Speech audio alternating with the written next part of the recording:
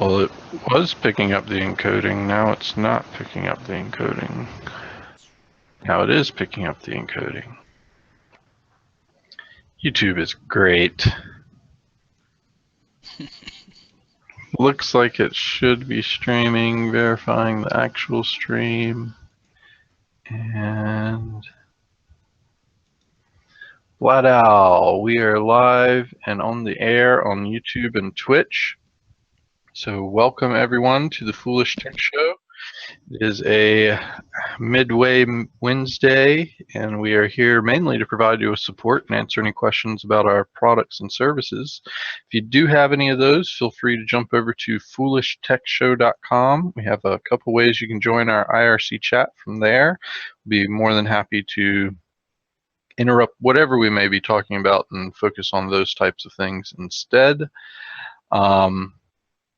Otherwise, we will just fill the airtime with random shop talk, and keep in mind that any opinions expressed here are of the individual that expressed them and not of the company itself. So with that, how's everyone doing this fine Wednesday? Pretty good. Just fine, thanks. Yeah. Seems like the groundhog was mistaken on what its shadow looked like, because it feels like spring outside already here, at least. Yeah, I almost had to turn on the air conditioning last night. My kids were complaining it was hot in the house. Yeah, it's like 70 degrees here right now, and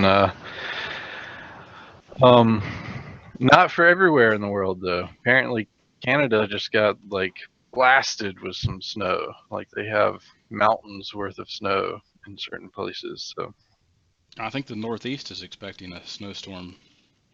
Maybe probably tomorrow. the one that just hit Canada, I would assume. Maybe that was today.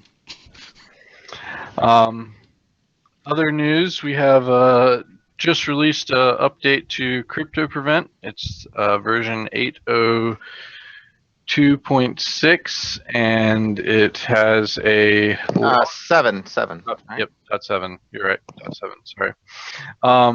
8.2.0.7.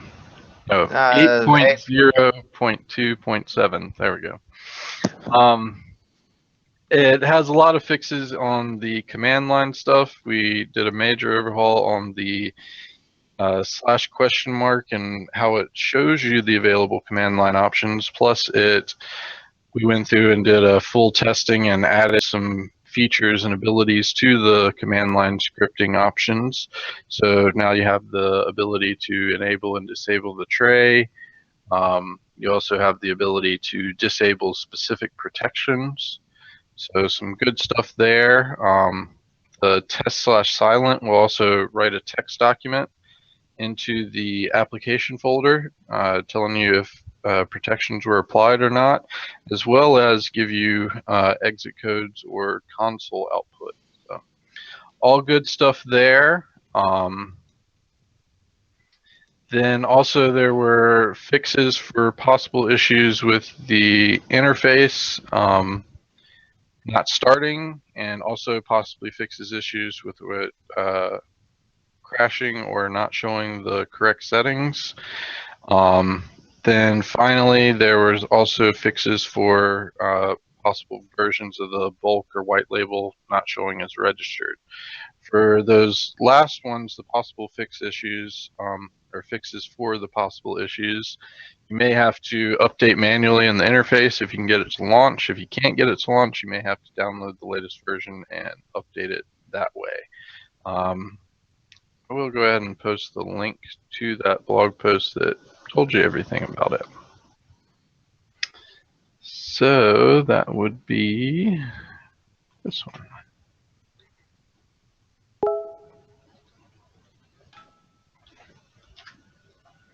So we have that, and then with that, I guess let's talk about some news, I suppose. Michael had sent me a link earlier this morning, and I found another, or I had already come across some other links about it, but this might interest Johnny as well, because she was talking about getting the S8 Edge, and I'm not quite sure that's such a good idea. Apparently Samsung's Oh, factories goodness. caught on fire, and it was due to batteries, apparently. So that's the link that Michael gave me with Forbes and such. But yeah, so apparently I don't think they got things quite under control there yet. And she had mentioned that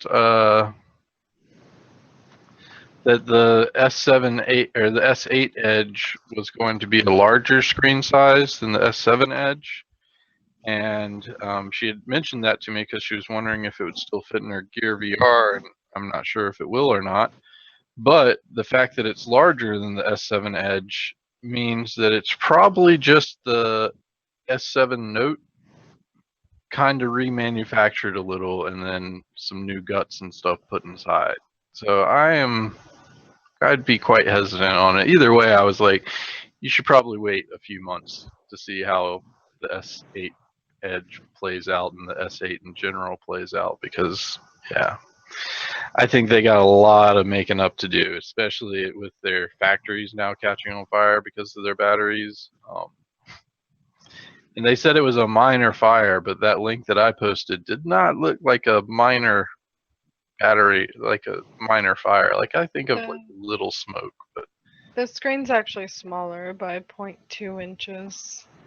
other than the S7 Edge. Yeah. Oh, where'd you see that it was larger? I thought that I read it somewhere else, but I just looked. So yeah, it'll be fine for your thing then. But they are putting in the latest and greatest Snapdragon processor into that, so not a lot of performance boost out of it, but apparently a lot more power consumption boost in it. So it I should last longer on battery power, supposedly. I was thinking of the Samsung Galaxy S8 Plus, which is bigger. It's 6.2 inches versus the 5.5 inches we have now. So is the so they're gonna have a S7, or they're gonna have an S8, an S8 Edge, and an S8 Plus. Yes. So they dropped the Note name completely and are putting the Plus instead of Note, I'm assuming. Yeah. That's funny.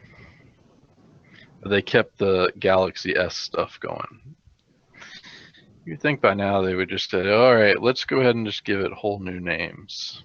The back panel is Gorilla Glass 5, though. Oh, well, at least that's good.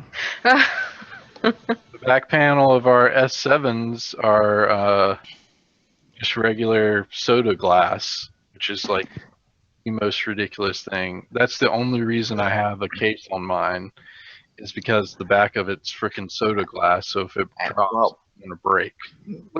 with their battery issues, I expect they should make the back out of something explosion proof, or something like Yeah, screw Kevlar. Maybe Kevlar would be a good choice. What's the Gorilla melting Glass. point of Gorilla Glass?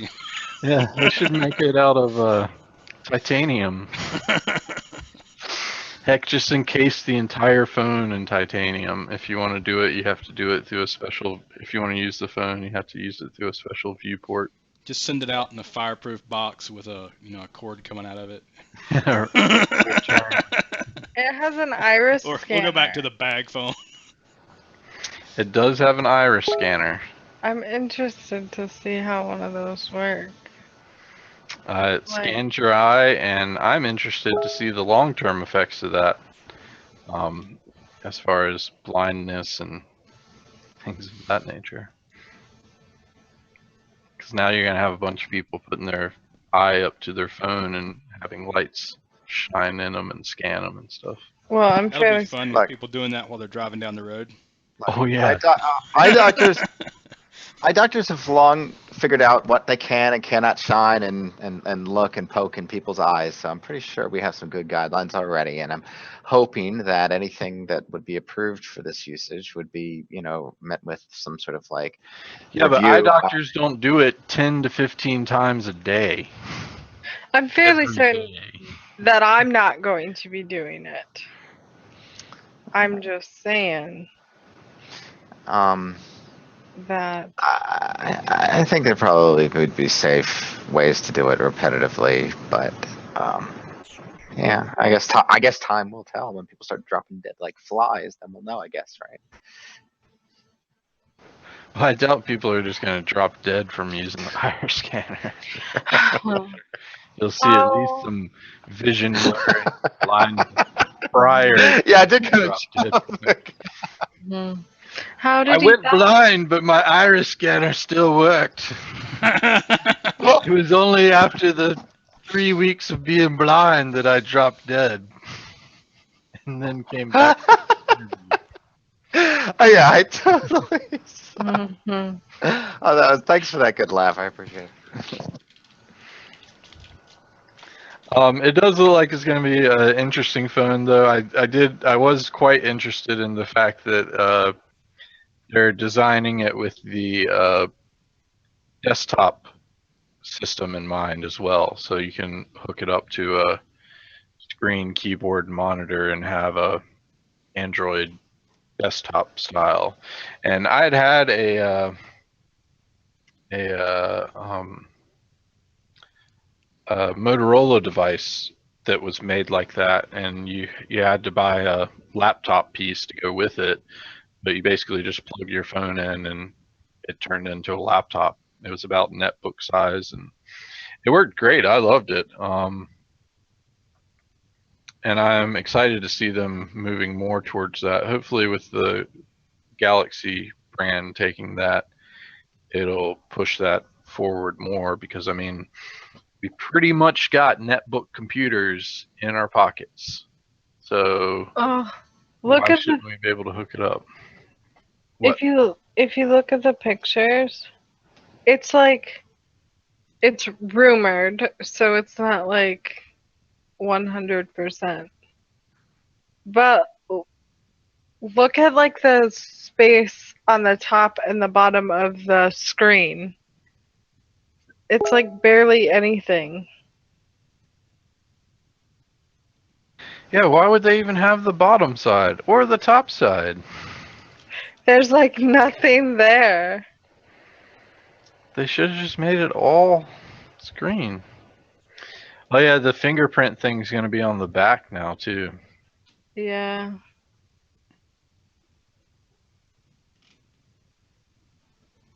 That's so crazy to me. Actually, I don't think I'm interested now because I just noticed that there's no physical home button. Mm. I think I'll have to hold it in my hand first. Seems like it would be cumbersome to use the fingerprint reader on the back of the phone. Not really, No? because you're holding it and you could hold it like with your finger on Oh the. yeah. Oh well. Okay. Yeah. Well, I use my thumb on my phone, so I guess maybe if you're using a different finger, it would be. Yeah. Can you only add one fingerprint with the Apples? No, you can do multiple. Okay, yeah, because I have it set so I have 4 fingers, so I can do it with either hand, and if I'm just doing it with my index finger. So like it could be laying on a desk and I can just tap it. And Yeah. Yeah. I need to do that. I have both of my thumbs programmed, but you could do more. I also have my pinky toe in there. All right. If something happens to my hands, I'll still be able to unlock it with my toe. So to get into Brantley's phone, all we have to do is chop off his pinky toe. Yeah. Jeez. All right. Well, moving on from that great news, it looks like there are serious talks about visa applicants being asked for social media passwords. This has nothing to do with the ban or any of that other junk. It's just, I want to just ask how you feel about handing over your passwords to a government system. It is being marked over as extreme vetting, and I'm sure a lot of people are, you know, you're just going to say, I'm not on social media. Is that acceptable enough? Because the implication of some of the quotes that were used to suggest that this was a good idea imply that you either turn over the information or we send you back. So someone like me, who legitimately does not have a social media account, would be turned away in this case if, well, I mean, assuming I was being Yeah, blocked. and what happens when they find your social media accounts that we've created for you? And you don't even have access to those passwords. Yeah, But it has pictures of you and stuff all over it. There's no way to verify the information that they provide, and if it is truly just a questionnaire like that, that you might, ask a child what its favorite color is and what, what first, 7 characters pop into its mind, for email addresses and passwords or whatever the hell they might want access to. Yeah, it's. And like, are you allowed to change it after you give them the passwords and they let you through, or do you have to wait a period of time? I mean, there's no way. This is out there. impossible to enforce. Impossible to enforce. And what person? Like, who am I giving those passwords to? Yeah, I didn't realize they were asking for passwords. I mean, I think it's reasonable that they, ask what your account is so that they can go look and see what you're posting. But I don't think they should have access. I don't know if they actually. They can have my password. I don't care. I didn't see them say specifically password when I was reading it. That's what this article says. Article is saying that. Does it? Yeah. Wow. Secretary Kelly said the requirement to provide passwords for social media is not a done deal, and the administration is mulling different options to improve the visa applications vetting process. But I mean, that, like what you were saying, Michael, the public side of things, that would mean like, oh, so now I have to add the government as my friend, and I have to allow them to view my private stuff. And with Google Plus, like, which circle would I add them to? I'd have to add them to all of them so they could see all of my posts, or I'd only be adding them to some, or there's no good way to do that. So it doesn't make sense to me at all. Again, I feel like this falls back to a bunch of people making rules for things they have absolutely no idea how they work. Because I mean, That's definitely the case, but. And Wesker's pointed out that it's easy to create false personas on social media and set things up here, but how do they know that you're tied to specific social accounts? Like, you could have 2 separate. You have your government account, the one you let the government see, and it's all. Or just a regular personal one, like one that you have is just personal and you do regular personal everyday average Joe things on, and then you have another account that's like your alternate persona and online only kind of thing. Like, I mean, I have 2 separate accounts for my online persona and my real one, so they can be easily linked together because I haven't gone through that much trouble. But if I wanted to have another social account that wasn't linked to me, it'd be easy to do, and they would never know about that one. So, and I could post all kinds of things there. I think, yeah. Well, it's a good thing he didn't do the show. He's decided it's a good idea to do things with his router while he's in the middle of a work day.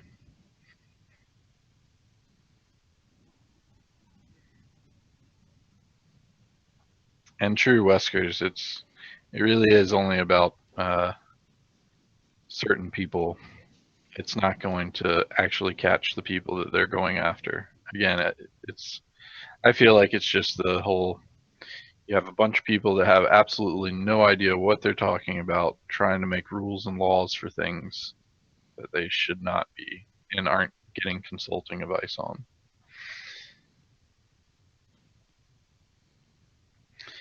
They can watch all they want, Quark. Till they ban encryption, they ain't going to be able to see anything about that, so the man can do whatever they'd like.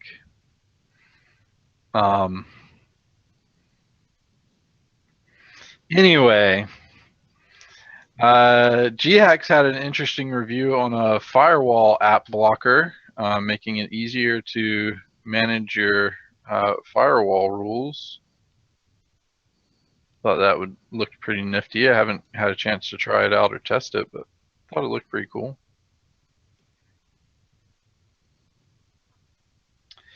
And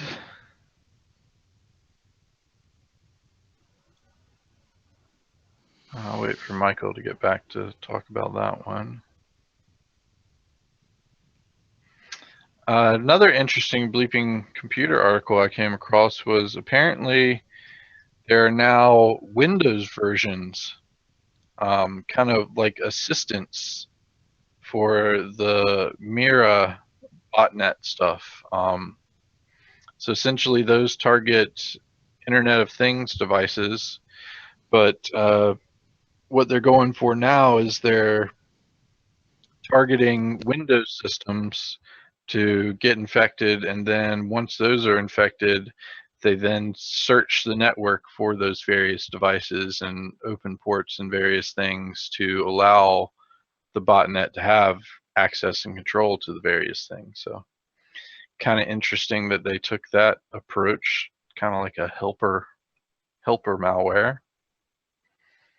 Hey, Michael's back. So now we can talk about this. Yeah, that's what I thought too, Eric. Just lovely.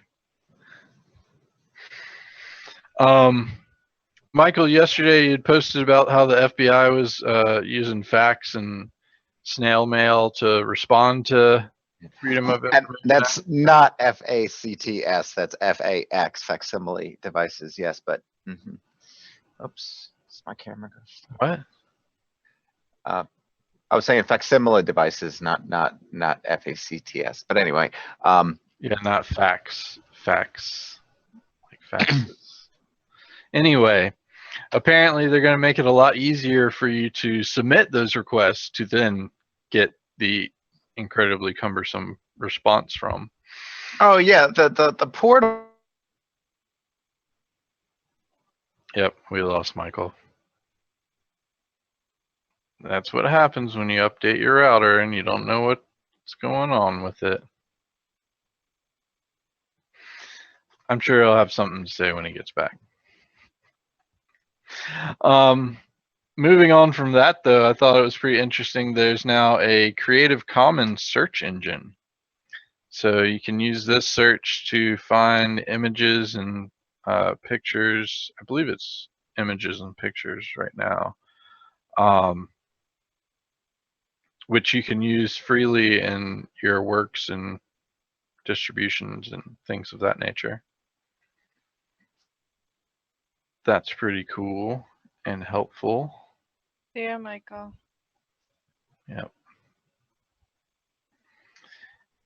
And one of our favorite developers, Nirsoft, came out with a new utility that shows all the loaded DLLs on your system. This could be very helpful for tracking down malware or problematic programs or installs or things. That's pretty nice.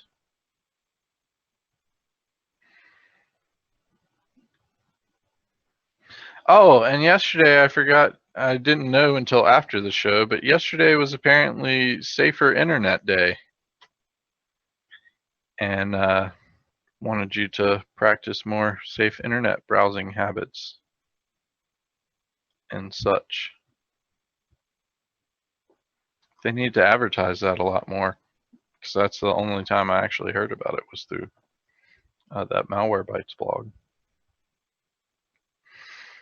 I'll save that, see if Michael does come back for it.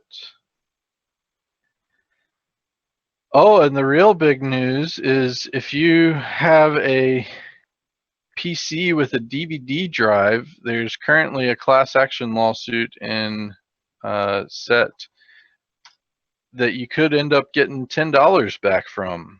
Apparently, Sony, NEC, Panasonic, and Hitachi LG are accused of inflating the prices of optical drives sold to PC makers like Dell and HP. If you bought a PC with a D drive between April 1st, 2003 and December 1st, 2000, or December 31st, 2008, you'll be able to claim $10 for each drive as part of the class action suit. So that's pretty interesting if you have DVD drives and things. I don't even know if I purchased any drives from those makers, actually. What was that? What was the name of that really good burner that came out during the XP days? It's not Plextor, but the other one. TEAC? What was that? TEAC? T-E-A-C? My first thought was Plextor, but... Yeah, no, Plextor was a good one, but they were the more expensive one.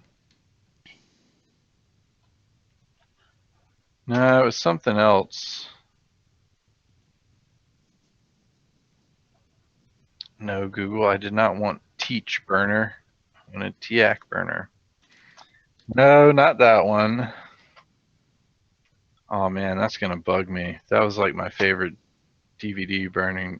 No, it wasn't a DVD burner. It was CD burners at that time.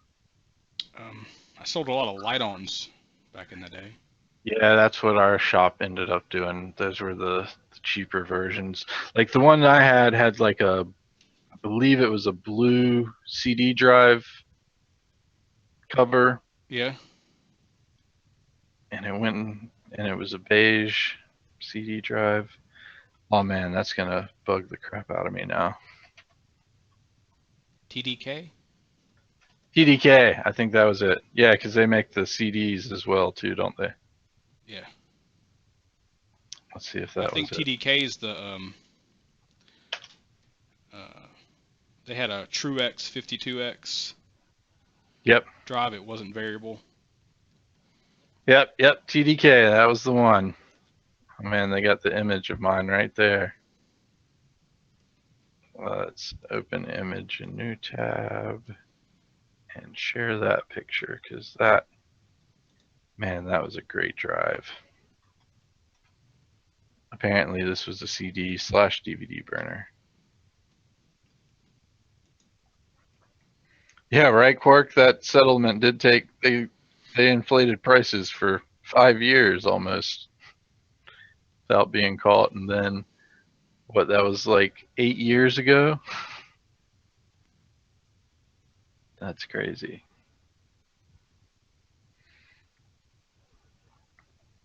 But apparently they're also not doing any kind of verification or anything. All you have to have is a name, email address, and the number of drives you owned at the moment. At which moment? Between those times, 2003 to 2008. I could potentially claim hundreds.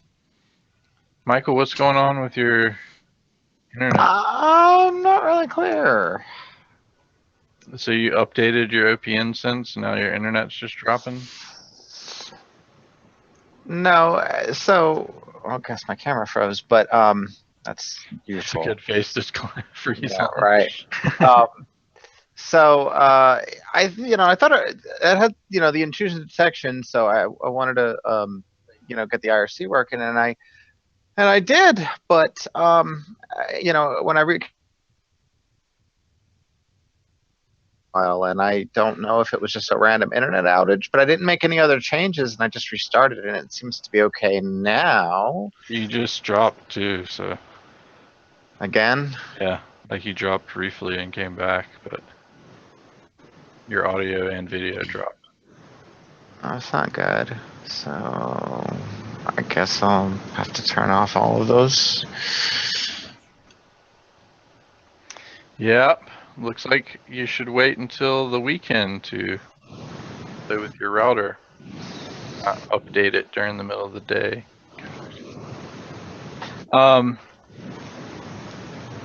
Moving on to that, completely unrelated and random. Apparently, you can keep cakes moist with a peeled apple.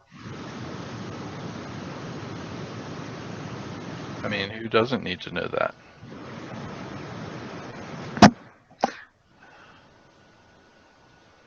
Okay. And how is this tech? It's not technology related, but your technology doesn't even work, so we could focus on that the rest of the show.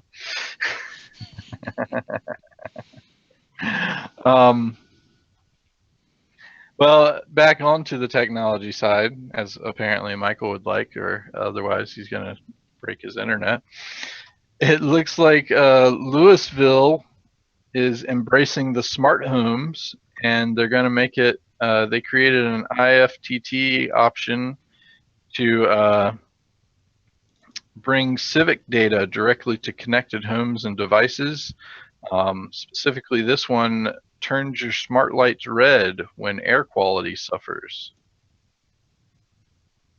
That's pretty cool.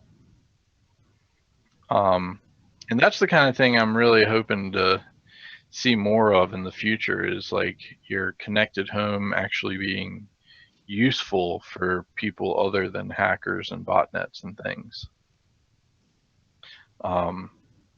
Getting that kind of government data piped in and having things change colors or make alerts or various things seems like the way those things should be used, actually.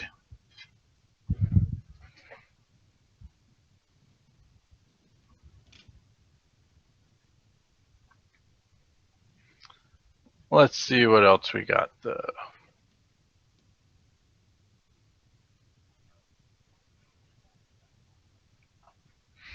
Oh, so it looks like I was correct that Congress is actually starting to work again after their 8-year vacation.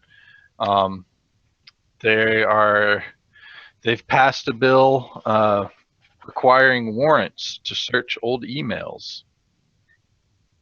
Apparently, if you didn't know that, it doesn't require warrants to search old emails. They can just ask you for them, and you have to give them back to them.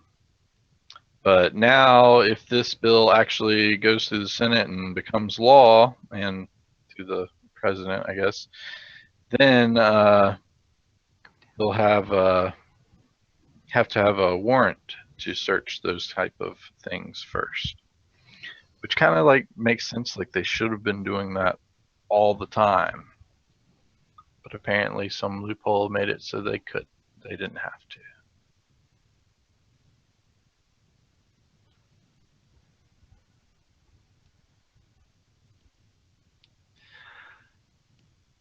I thought this was pretty cool too. Apparently, a French person used a hologram to be in 2 places at once.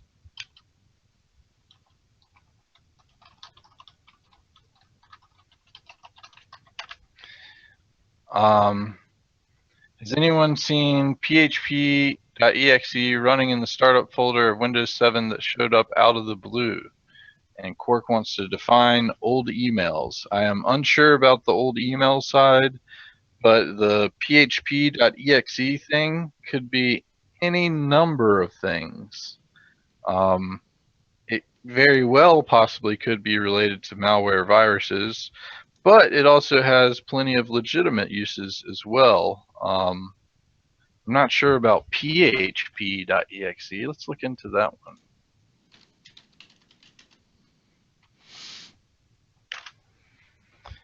Yeah, Michael, your internet's gone.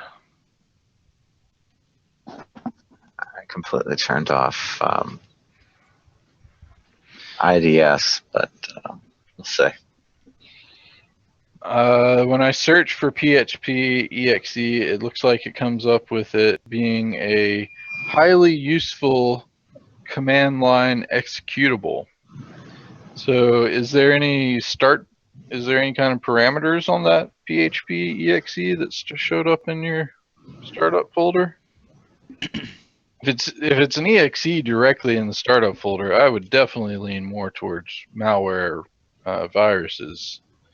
If it's a link to that might be a little bit more legitimate. Nick had actually mentioned that he had come across several times where printer drivers and software were actually using PHP and installing that on people's computers to assist and stuff with that.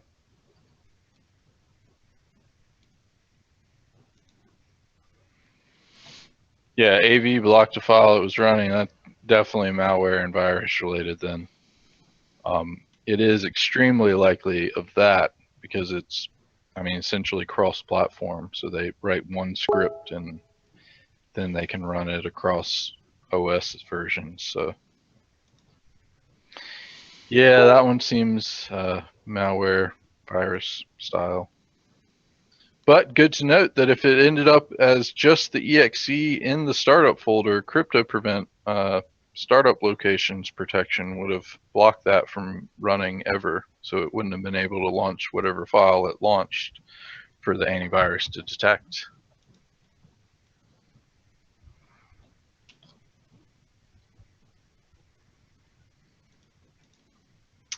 Speaking of printers, though, does anyone remember that time when tons of printers were hacked and printed out that they had been hacked? I heard that was making a comeback, at least in the case of one malware author, right? Well, the hacker that did that came out saying that they did it to raise awareness of the insecure printers.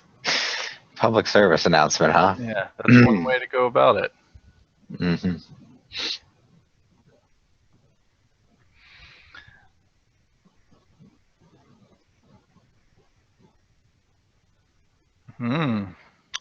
It was coming from the app data roaming folder in a subfolder. An oddly named subfolder. Yeah, that definitely. Yeah, malware. But the app data /star local app data deep should block that one with CryptoPrevent as well. As long as they only went one folder deep and it was in the root of that one folder.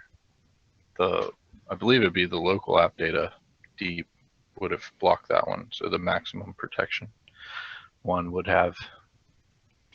If it was already in place though when they installed CryptoPrevent, and if they whitelisted all current locations, then it would let it through. It would, but that is why when you whitelist all current locations, you want to make sure you review your whitelists to see if there's any malware or viruses currently in those blocked locations. Or how about just make sure your machine is clean before you install CryptoPrevent? Good point too, but it's an easy way to check and see what things are trying to run from your blocked locations, and could be a malware investigation technique right off the bat. If you don't know what's in the list, it's worth investigating. Absolutely. Your video froze. Oh no, does that mean it's gonna? Oh no, maybe it's just the video. Okay, can be just the video. I think you need to format. Are you ready to format yet, Michael? I think it was just the IDS thing, but anyway. I think you should format. Just don't do it during the middle of the workday. Okay, engage in format. No backups at all. Engage in. Well, other entirely different news. I thought this was pretty interesting. Apparently, Milwaukee is claiming that Pokemon Go needs a permit to operate in their city. And this kind of brings up some interesting points. It's definitely related to the massive popularity of Pokemon Go. Ingress does the exact same thing that Pokemon Go does, and it never needed a permit to operate. But with the massive popularity of Pokemon Go, they're obviously running into other issues where there tons and tons of people are out walking around and taking over places and possibly causing more danger, being pedestrians walking around or driving around or however they may be playing. But it also takes in some interesting things like, is it really Pokemon? Like, so if they're using AR, it's not like they went to Milwaukee and scanned everything. They use data that's publicly available to overlay. Like, I mean, essentially they're using Google Maps data and overlaying a game on top of it. Does that make it so that the creators of Pokemon Go are responsible for if it's played or not inside of that city or a particular city or place or location? Or does it make it the responsibility of the people playing it in that area? And how is Pokemon Go supposed to deal with this? Are they just going to black out all of Milwaukee until they get a permit or something? I mean, lots of interesting things come about from this.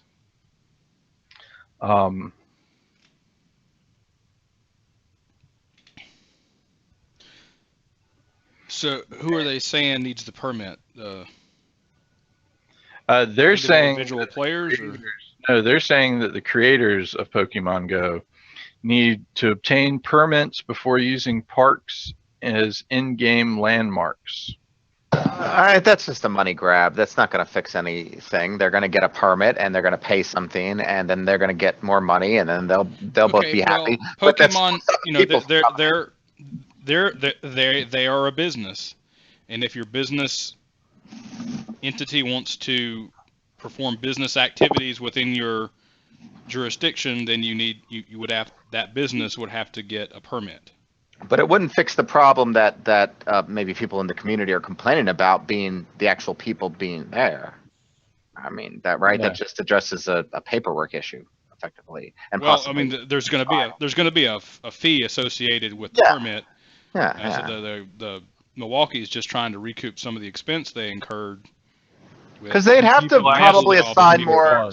Because they'll probably have to assign more personnel to it and everything. From people actually using their parks now.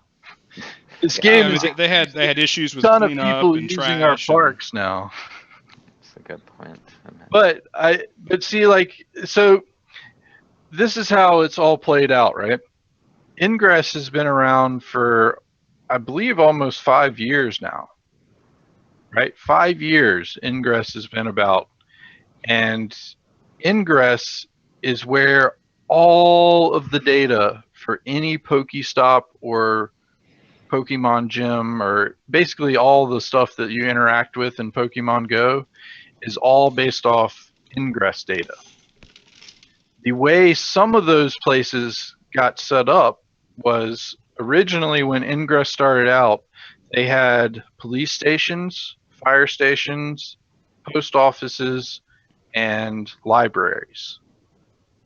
Those were all set up as Ingress portals, is what they're called in Ingress.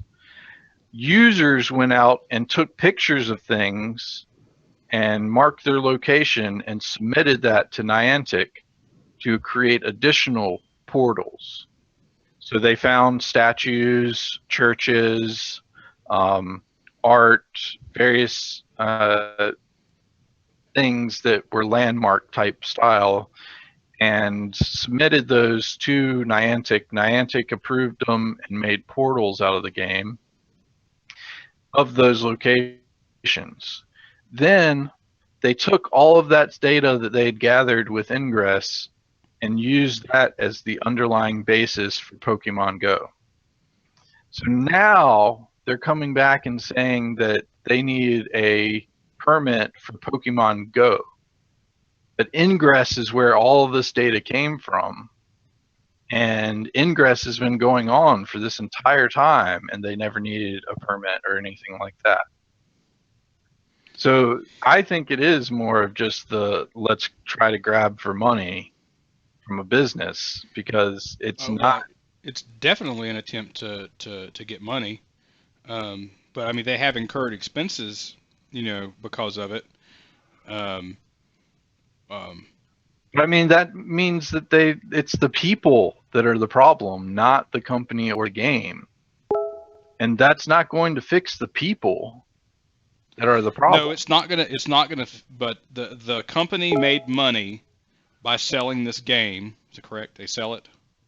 They offer in-game purchases. In-game Yeah. purchases. So they're And making money because They the have people are made out there billions playing the of dollars game. off of it. So the way, generally speaking, the way a business or a permit like this would work is if you are making money in a jurisdiction, you pay a fee based on the revenue generated by being there. But that's if your business is there.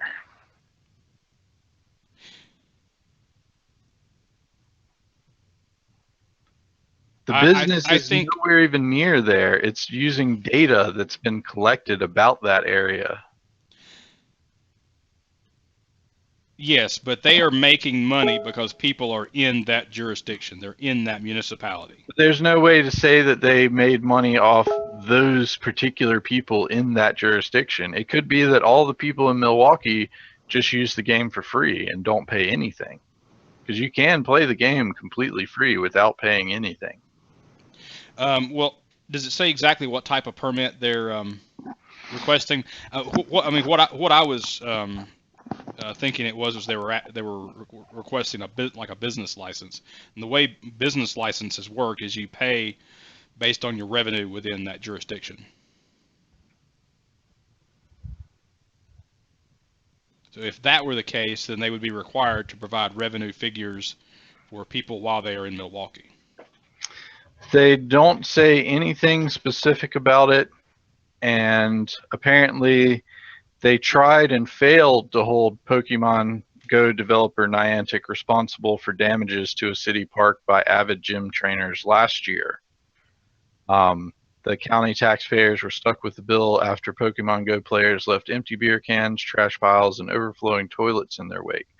But my point is that that's the people.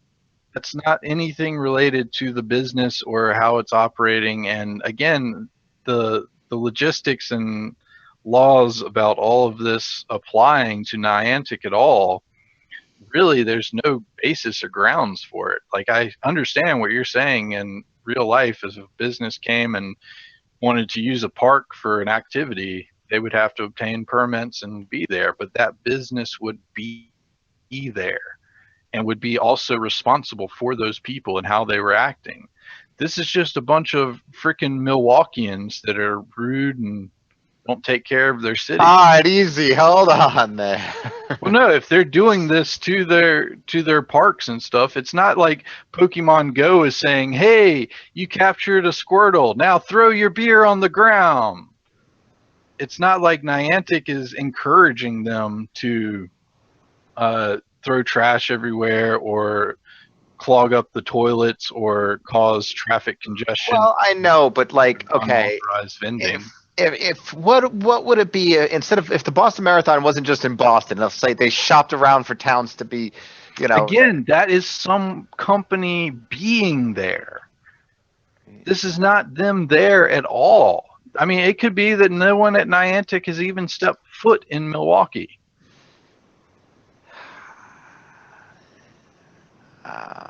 But And again, how would this be enforced? Because yeah, it's not like they set it so that the game can't be installed in Milwaukee. Yeah, And how would they enforce that needed to be done? I gotcha. And then Enforcement would and be because of the broad extremely scope, difficult unless they had the business had a physical presence in Milwaukee. Yeah, and I'm pretty sure they're based in sure. California. and the broad scope would mean that they would have to ultimately then deal with every single township across the entire country potentially, or the planet. With agreements like this to potentially operate or not. Just because they have some random location on a map does not mean Brantley's right that people actually have to go there. So. I mean, all of this data was gathered through publicly accessible data storage or through user submission, not even in Pokemon Go, but in Ingress. And again, that's kind of even the bigger fact, I think, here is that Ingress has been operating without problem or cause for years in that area. And it's a matter of the people that played Ingress were a different type of people than the ones that play Pokemon Go. Is it also possible that there were a lot fewer of them? That's what I was about to say, as well as the fact that Pokemon Go is a lot more popular. I think Eric is right. I think it's the children. It's That's what I'm saying. It's the people. It's not the game or the company or that stuff. It's the people in Milwaukee are the ones causing the problem. The ones that play Pokemon and enjoy that are the ones causing the problem. The ones that played Ingress never apparently caused this much of a problem. You're talking about an entirely different scale than the playership is an orders of magnitude, isn't it? I mean, larger. Yeah. I don't know their data of usage or playment, but I can definitely tell you that Playment. stuck with playing Ingress a whole lot longer than they stick with playing Pokemon Go. I think the average usage of a user in Pokemon Go is like 3 months before they give up and are done with the game. Yeah, I had heard something along those lines as well. To play. But Ingress gives you a reason to play and interact with other players. Pokemon Go is a completely you're on your own, you do everything on your own basically. So what would be another solution to the city of Milwaukee could require that individuals have a permit to play Pokemon if they enter particular locations? I mean, if they don't have a permit, they get fined?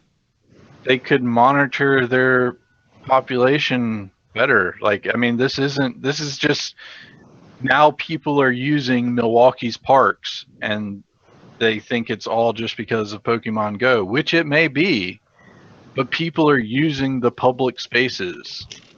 It's Milwaukee's responsibility to control people and how they use those public spaces.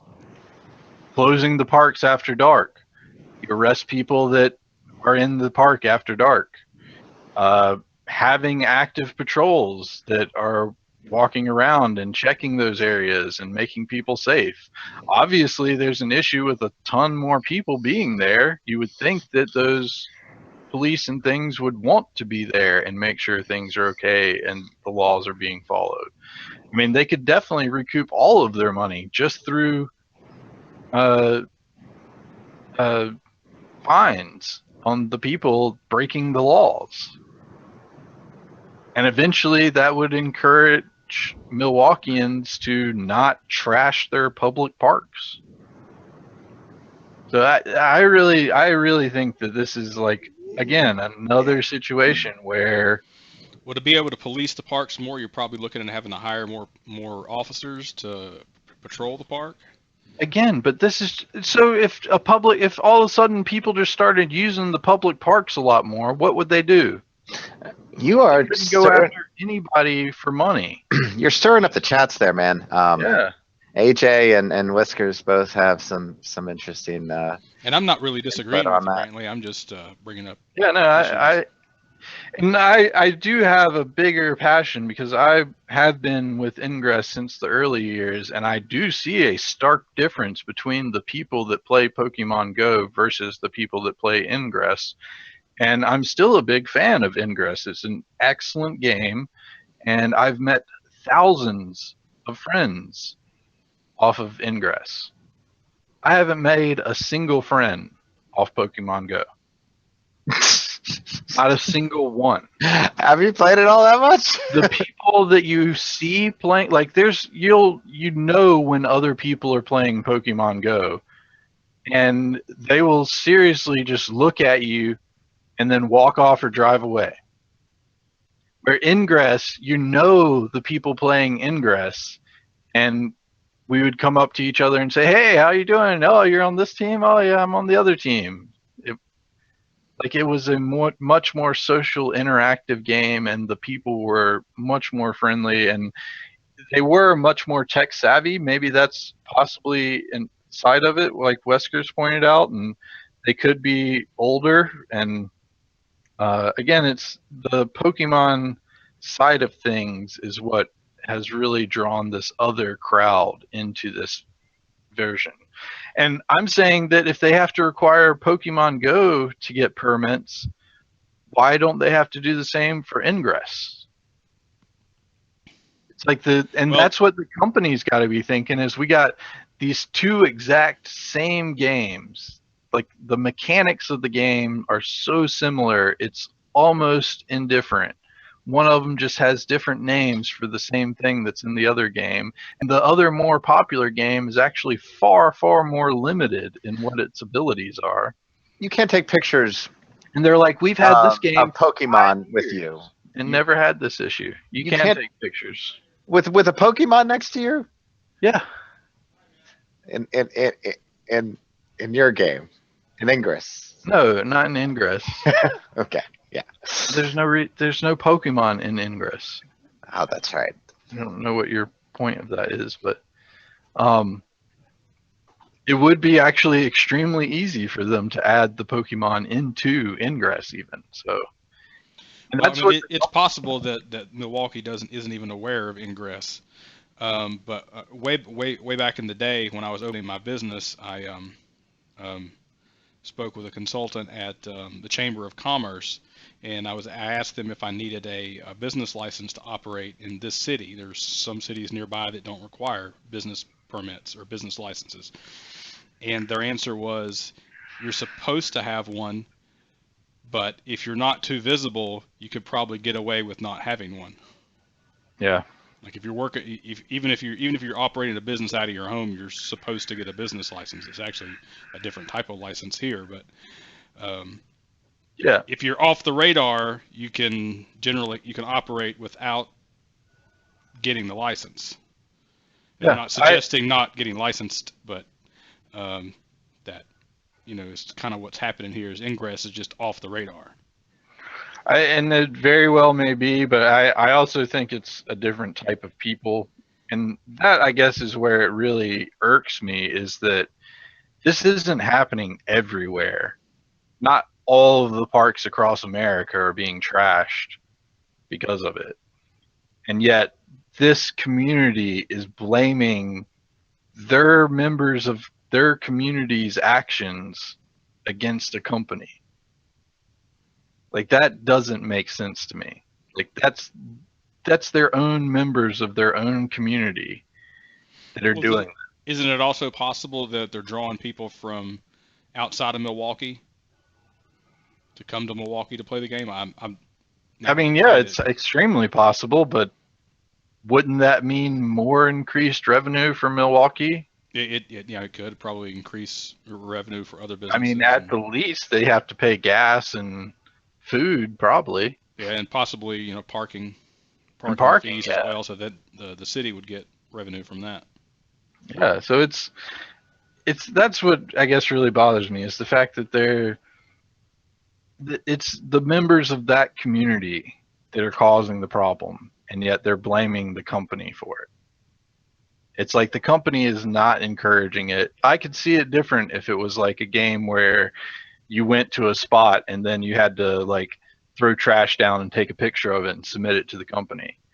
Maybe the company might be in the wrong in that situation. Like maybe if the company was encouraging law breaking and No, why can't they give you points in the game for cleaning up trash, and then maybe Milwaukee very would well pay them do to, that. Yeah, and would the reverse happen there? yeah, Would yeah, Milwaukee be required to pay them because and who would they people are pay? going and cleaning things up and doing Yeah. stuff? Yeah, Again, I think it all falls back to the fact that it's a bunch of people that have absolutely no idea how technology works or interacts with their local area or what they're trying to enforce, and are making laws for it. It just Well, I definitely think there's a problem with lawmakers not understanding technology and not being able to make appropriate legislation because they don't understand it. yeah. And what to do I about think that? that's I mean, biggest you'd problem. think even if the legislators don't understand the technology, that they could seek consultants to better write the laws. I don't know why that doesn't happen. Yeah, and probably majority of the consultants would be in the same boat that the legislators are. They probably wouldn't be playing the games. It's not like they're going out and taking surveys from people actually playing the game. They would just find someone that is advertising themselves as a Pokemon Go consultant Right. So, But if I want to know something about something I don't, something I don't know, I go seek a source that yeah, has the to try to get information that I need. yeah, and that's what I'm saying. I think it's more they need to be responsible and aware of how their community acts. But yeah, and But that's this license or whatever, the permit or whatever, I mean, it's permits are basically taxes, and so the city of Milwaukee sees a company making money off the city of Milwaukee, they want a piece of the pie. yeah, exactly. It's just, I mean, and that's just money grubbing. Like, they have other ways that they can make money off of that. They're just trying to go directly to a source to get it in one fair swoop. But I'll be interested to see how this plays out. And yes, Eric, as soon as I said Pokemon Go consultant, I was like, I am slightly interested in a career change now. Travel the U.S. and consult and educate legislatures on Pokemon Go. But yeah, and Weskers, I think too that this is it's going to be an issue that will need to be addressed, and hopefully they'll find some way to be able to address this without having to wait for millennials that have grown up with the internet to take over the government, essentially. I mean, that's kind of the situation that we're in right now, is that we have to wait until the old is taken out of government and the new has replaced it. The ones that have grown up with the internet understand how it's used and where it's used and can start making laws and adjustments for that. Otherwise, they're also going to have to deal with a whole bunch of junk that these people have put in place that makes absolutely no sense and is unenforceable. But it'll be interesting to see what ends up coming and how it ends up going and where they end up going from there. So, I mean, I honestly don't think that Milwaukee has any ground to stand on. Niantic nor Pokemon are based in Milwaukee or even state. Yeah, and I think the biggest issue for them would be how are they going to collect?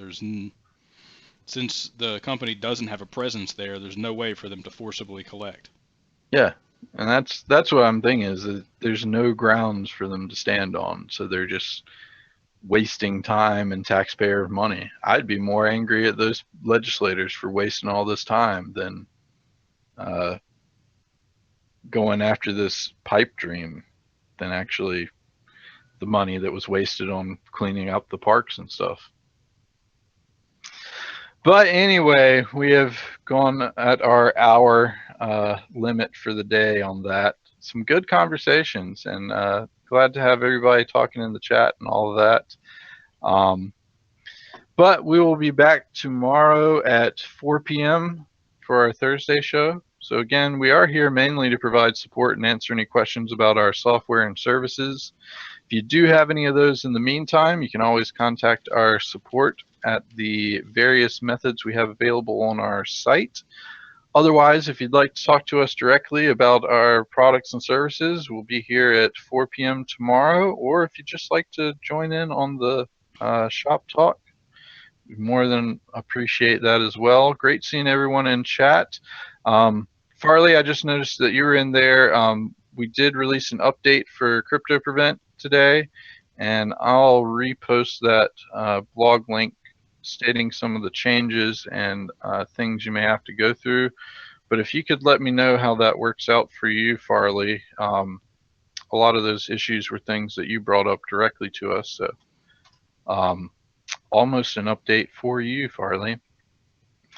But it does address some other things and add some additional options. So everyone check that out and let us know if there's any other issues or problems. We'll definitely get those worked on and updated. And hope everybody has a great rest of the week and has had a good week to start. Go ahead and take us out, Proctor. All right.